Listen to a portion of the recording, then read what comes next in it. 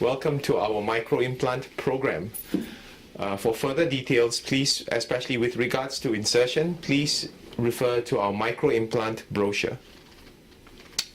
Today what I will talk about is mainly placement sites and case reports. The insertion technique is stated in the microimplant brochure. Please refer to it for further information. As a brief introduction to our microimplant system, it has got mainly several head designs which are designed for easy insertion as well as usage in various clinical situations. It's designed to ensure that precise force delivery is able to be executed in an efficient and economical manner. So it is in fact a very stable anchorage. It is a drill-free system and it is very comfortable for the patient, and has been designed with that in mind by using special surfaces which are rounded and shaped in order to minimize mucosal irritation. It is made out of titanium, medical titanium grade alloy. It is made especially to ensure biocompatibility with the patient and also for easy removal after insertion. So these are the various instruments that are stated as well in the brochure, and please refer to them for various part designs and head designs. For the maxilla, we usually use, for the mid-palatal region, we use a 1.6 by 6 millimeter microimplant as shown here. And as shown here, this is the head design here, which is comfortable and is made for ease of use, as well as the attachment and bonding of various auxiliaries.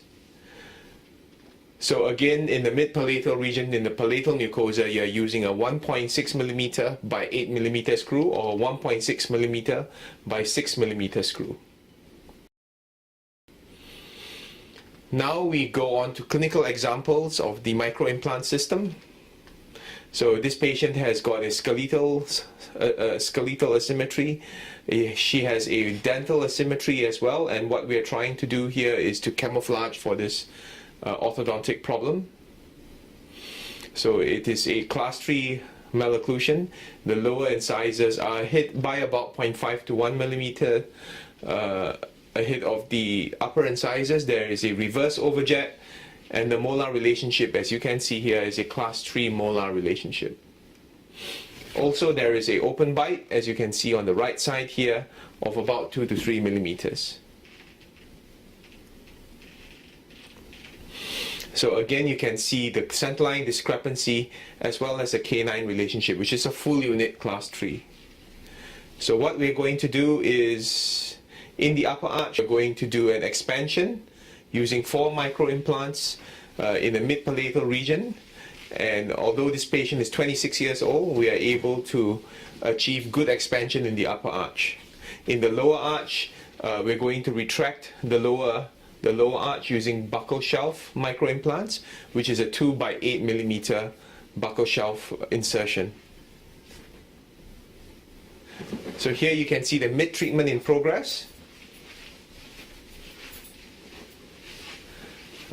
After the expansion, you can see that the retraction is in progress here.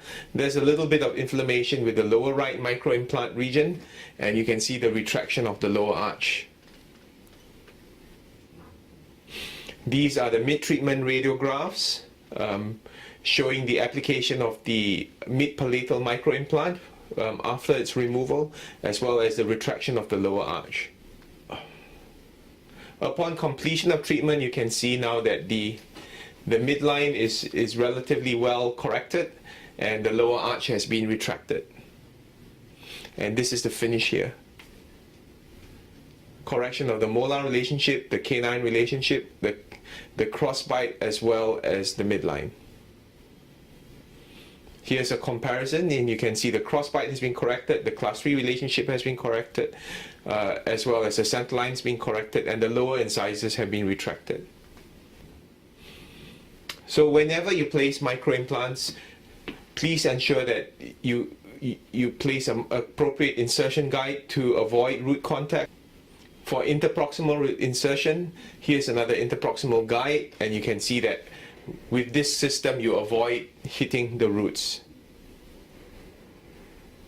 So these are the main features of microimplant design. You can see a nice rounded shape here to allow good comfort for the patient, a slot for the microimplant which allows you to tie auxiliaries, and a tapered screw design to allow drill-free insertion.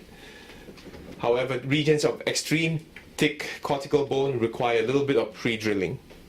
As you can see here, these are several microimplant insertion sites. You have the mid-palatal region, the infrazygomatic region, in between the roots and buccal shelf insertion, and these are basically the types of microimplants and the lengths and the diameters of the microimplants that need to be used.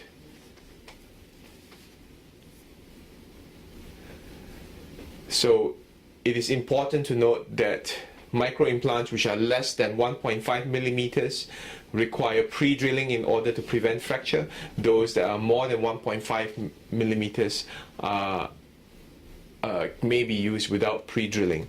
In the buccal shelf region, it is important to use 2 by 8 millimeters, and in the infrazygomatic region, 2 by 12 millimeters. It is extremely important to note that microimplants placed in this region should not be less than 2 millimeters in diameter. So that is the infrazygomatic region as well as the buccal shelf region in the lower arch. So if you are doing pre-drilling, you may order these auxiliaries which are also available.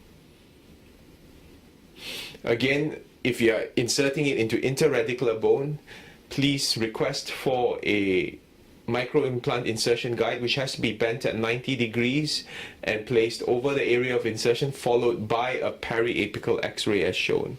When you follow the insertion guide as shown and you insert it parallel to the contact point, you are very unlikely to have to encounter roots, and you are able to insert it reliably without touching adjacent roots.